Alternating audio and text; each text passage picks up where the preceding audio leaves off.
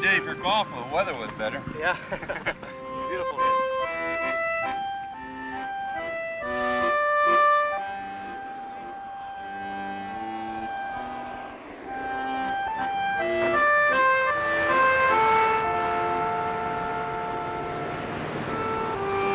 I've seen the city of Palm Springs change from a village. We used to just write village on the envelope and send it 8,000 residents to really the second largest city in Riverside County.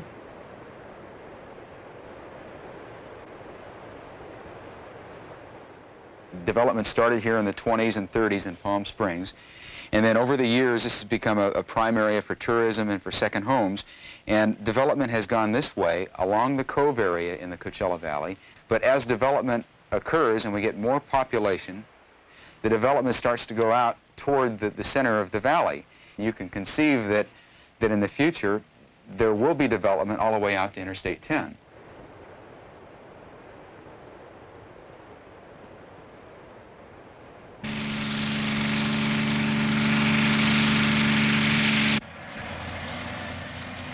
And it wasn't until the massive infusion of capital investments that we began to see that people could, in fact, go out into the middle of the valley, build massively expensive wind protection systems, and make it work through the use of money and engineering.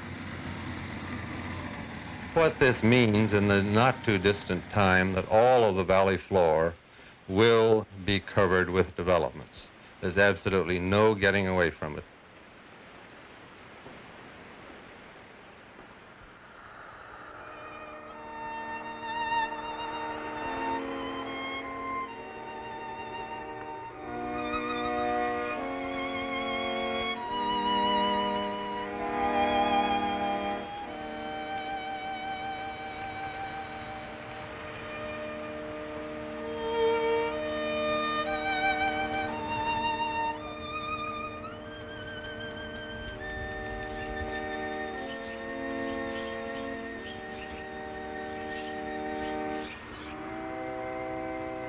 One of the things that people don't realize, you look at this country, and it appears totally devoid of any life, and you'd be out here at the right time of the day or right time of the year. That's really true on the surface.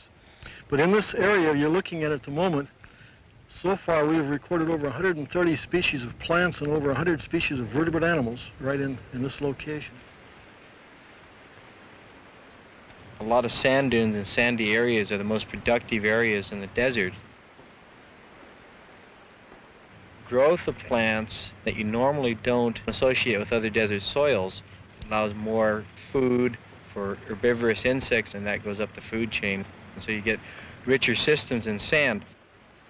The value of this land for scientific research, incalculable.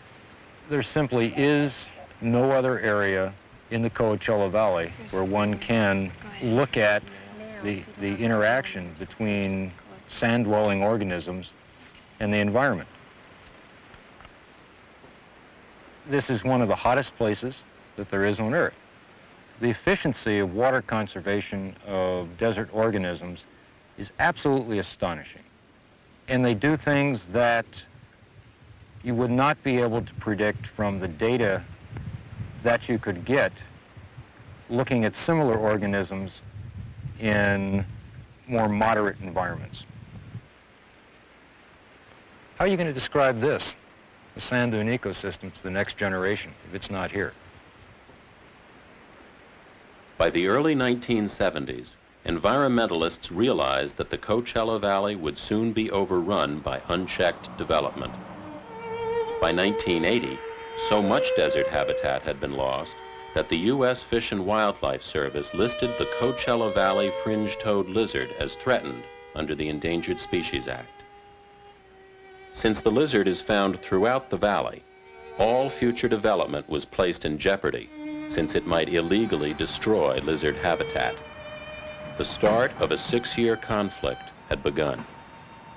The only way we could deal with the problems of the fringe-toed lizard is to take our law enforcement people in there and halt everything that was going on. Well, you can imagine the uproar that's created amongst the cities with the tremendous development that is at stake. I think the Wall Street Journal said something like $19 billion worth of development was at stake. So we were, again, in the midst of planning our next project when the fringe-toed lizard issue came up. We had never heard of it. It was news to us. We hired environmentalists to try and figure out if it really existed and did it exist on our property, and they said no, and they said but maybe. And he was interested in what it was that this bunch of tree huggers wanted and how they could possibly object to a large country club development. What we wanted was compensation for the project. And they said, look, we want you to buy an acre of land for every acre you disturb. Well, in the particular case that we had, we were developing almost 600 acres, and at a cost of approximately $4,000 to $5,000 an acre. And our response was, look, we can fight for a long, long time for $3 million for one specific project. By and large, everybody knew that this was the last chance for the lizard, and if we didn't pull something off now, it wasn't going to happen. And there was kind of a balance of terror on either side. Could the developers take Fish and Wildlife Service to court? Could Fish and Wildlife Service shut down development in the valley? Well, I think everybody was angry, and I, for one, was particularly angry because they were going at it all wrong. And the idea of stopping all kinds of development because of a fringe-toed lizard, there had to be a better answer. By late 1983, the conflict seemed irreconcilable.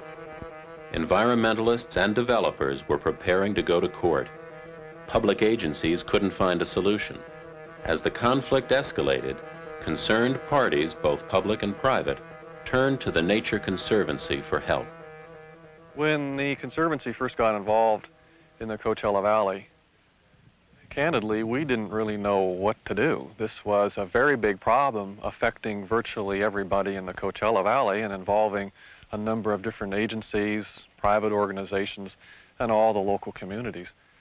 As we began to look at the needs of the lizard to determine what it required for preservation permanent habitat and what the community's desires were, we felt that a large preserve could be put together for the lizard with sufficient habitat and buffer so that it could be permanently protected.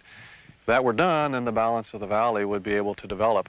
And admittedly, lizard habitat would be lost, but it would be a trade-off because a large preserve would be set up permanently to protect the species. Armed with a grant from the Richard King Mellon Foundation, the Conservancy undertook a study of the entire Coachella Valley and identified a potential preserve area that contained all the elements necessary to protect the lizard. In designing any preserve, we always look at ecological considerations rather than political boundaries or ownership boundaries to determine what is necessary to protect a viable example of the habitat or habitats or species that we're attempting to protect. Consequently, we have designed a piece that is upwards of 16,000 acres that will bring in enough of the upper watershed, the sand source, the canyon through which it flows, and the sand dunes for mostly endemic species that are endangered. This is where it all starts. The rock heats up in the daytime and expands, and the sun goes down and immediately cools, and chips of rock are flying all over the place. And this coarse gravel falls down here. Then the floods take this coarse gravel and break it up into finer and finer gravel and push it down into the washes, which goes down through Thousand Palms Canyon and down into the flatlands below and deposits it in a big wide area there. And then the wind can pick that fine sand up and blow it along and give the fringe-toed lizard its habitat. We fairly early on agreed in concept to the principle of a preserve. Everybody thought that made some sense. Of course, when you agree on something abstract, it's a big leap to define it in reality and to carry it out. The final preserve, as designed by the Conservancy, consisted of over 13,000 acres in dozens of different ownerships. While the preserve was environmentally sound, no one knew if its creation was feasible. A steering committee representing different interests was formed to develop a strategy. At one of the initial meetings where it looked like there was going to be blood on the floor, the developers were going to withdraw, the Fish and Game was adamant about including the entire federally designated critical habitat in the plan to be purchased, and developers were screaming, you can't do that. There are hundreds of very small, tiny little parcels and thousands of people you're going to have to deal with. It just ain't practical. Yeah, but, you see, that was in the original plan, and that's how it went back and forth. We were able to put around a table 35 people representing 35 different kinds of interests, and instead of yelling at concepts, now they had to yell at people, and they had to yell at specific questions, and they began to understand the positions of all of the other interests, and none of them were outrageous. I think that's one of the key insights from this, is to involve everybody who possibly feel that they have an important piece of the action. Because if you don't, it's going to come back to haunt you. They will be the ones who will file the lawsuits. They'll be the ones who will shoot it down when it comes time for political action to take place. Doctor, do you feel that the developers in the area are working with your group to help preserve the... We have just started meeting with the developers. I think that's the only way we're going to be successful. Rather than having each of us on opposite sides fighting one another. Nobody disagreed. Absolutely no one disagreed with the fact that we needed a reserve. Moved by Mr. Olson, seconded by... And if you went out and talked to all the players, the developers, the environmentalists, the unions, the cities, the county, everybody said a reserve is a wonderful idea. Bill, thanks a lot. And then the question was, how do you get it? Who pays the piper? And it was those various steps that were very worrisome. We first went to the Bureau of Land Management, to Ed Hasty in Sacramento, who's the California director for the Bureau, and said, look, Ed, this is a federal government, it's a federal law. Federal government really ought to solve the problem. Why don't you just trade lands? Take land within the reserve and trade it out for lands you own other places. And the problem that I had at that time was that even though all of the players, Fish and Game, the Fish and Wildlife Service, developers, were all in agreement with the concept, the BLM was essentially carrying the total load in terms of acquiring the land through land exchanges. And $20 million in land exchanges was just more than I thought the Bureau should carry out. And that's part of the Habitat Conservation Plan, that the appropriation would sort of go into these larger contiguous... And it was then that the Nature Conservancy, Steve McCormick, came up with the idea. He said, look, let's come up with the plan that brings everyone in. As those fees were generated. That's been your understanding, I think. And I think at that time, we decided that maybe everybody should participate incrementally. The Bureau could do some land exchanges. We could probably get the Fish and Wildlife Service to participate. And they did. The Fish and Wildlife Service put in $10 million through congressional appropriations. The Bureau was therefore willing to put in $5 million of exchange land. The Department of Fish and Game Wildlife Conservation Board had bought about $1 million of land here prior to all this coming together. They put in another $1 million. The Nature Conservancy raised $2 million to match a grant from the Richard King Mellon Foundation. At the same time, we realized since the developers were going to benefit enormously from this, they ought to participate, and they agreed to pay a mitigation fee. The Nature Conservancy's funding proposal looked like this. Though the steering committee endorsed it, for the project to work, the full amount had to be secured from each source. There were many times in this process where I had to go to my client, to the developers, and say, hey, look, it's not going to be $100 an acre. It's going to be substantially more than that, and here's why. Because if it's $100 an acre to develop this land, the project won't work. There's not enough money involved. You're going to have to up the ante. It won't work otherwise. Or to go to the cities. There are 8 cities in this Coachella Valley that we had to get to play ball. To be able to go to the cities and say, look, if you don't want to join in this, you're not just hurting yourself, you're hurting this entire valley. You are the entity that's going to make this thing fall apart because everybody has to play. And so we created sort of a peer pressure situation where we made I shouldn't say made, where everybody was vital, because this thing was somewhat like a house of cards. One person yanked one card and the whole thing fell down. It was very easy for me to appear before the necessary subcommittees, and it was very easy for those subcommittees to find that this was in fact a high priority due to the fact that the private and public sector, to the degree that it has participated in this, was going to participate, and that we were not just Uncle Sugar on the Potomac doing another number. It's credit to Congress that they saw the reasonableness of this approach that would allow economic development, which is critical to the health of the nation or the community, state, what have you, as well as the protection of species. Both can occur. The board has always operated on the idea that if we can protect a large area or do a project, whatever kind of project it is, using other types of funding in cooperation with ours, it makes it much more attractive.